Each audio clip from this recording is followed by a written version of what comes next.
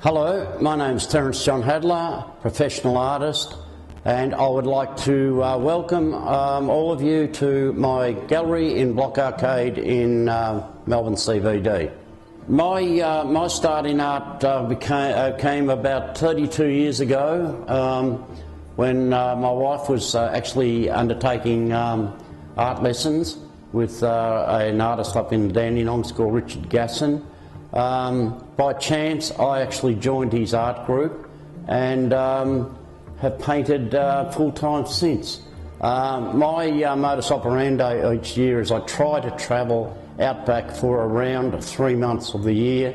I try to spend at least a month overseas to keep myself fresh, and then I studio paint for the other 7 or 8 months. Predominantly my work is in oils, on canvas, Australian landscape.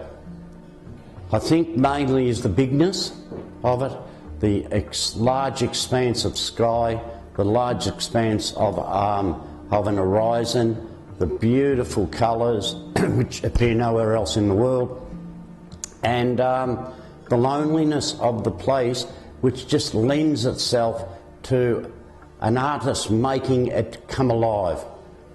Clay Cliffs along the Murray is a painting inspired by these rocks just downstream from a little town called Euston on the Murray River. This is a billabong off the Murray River. What drew me to this one was the fact that the pigments and colours in these rocks are the pigments and colours that our Kooris, the Muddy tribe in this case, used for their face paints and their paints on their bark paintings, etc., and in later days on canvas.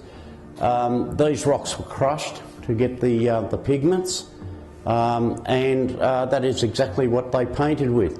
It has always been assumed that Aboriginals were very secular and stayed within their own groups, but they have actually found this pigment as far north as Arnhem Land, and they have actually found slate and flint from Arnhem Land along the Murray River. So when I was out here painting this, I was taught by 2 young Aboriginal men that you could actually live your whole life without going near a supermarket just based on this billabong.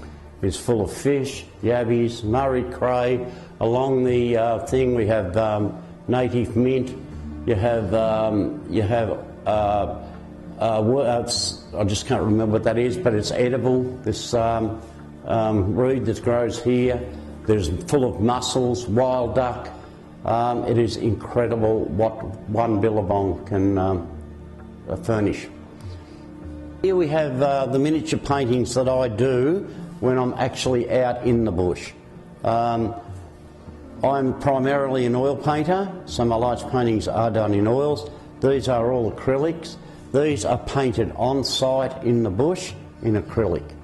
That allows me to stack them all on top of each other, bring them back to my studio, look through them, and I may decide which ones that I will pump up into a larger painting and which ones that I'll discard. This painting is done in oil paint, so red is the slowest drying of all paints because of the pigment, so that painting will take at least 2 weeks to dry.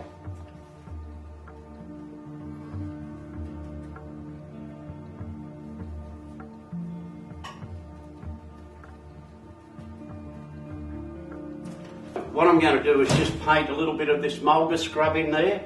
So I've got my brush loaded up with mulga scrub colour, and all I do is just paint the tops of those mulga trees. And that one there. And there we have a couple of mulgas growing in the on our red soil plain.